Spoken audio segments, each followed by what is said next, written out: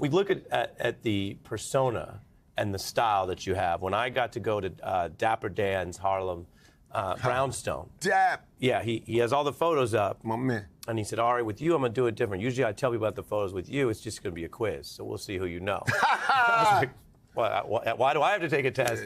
But you're obviously up there. We have these images of some of that look and that time. Yeah, that's a younger, well, both of you are younger, but that's a really young Dapper Dan. For viewers who remember, he came on here. He's a dignified grandfather in a suit.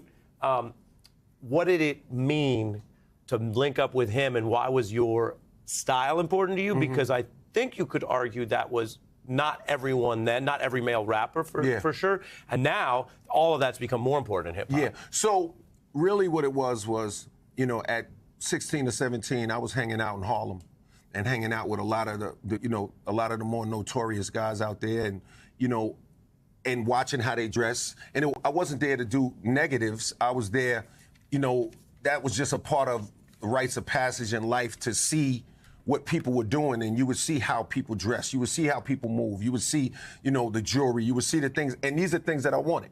And part of that was like going to Gap and getting that jacket and getting that leather made and doing that. So what I ended up doing, because I was hanging around with a lot of my friends, a lot of them dangerous, a lot of them hustlers, a lot of them doing a lot of different things, I brought that into hip hop. So I introduced the big jewelry and the Dapper Dan clothing and the champagne and the models and all of the things that, you know, actually I got panned for it during those days. Like, people were not happy with me because of that. Because at that time it was like X-Clan and, you know, KRS and, you know, and PE, whom dear to my heart, near and dear to my heart.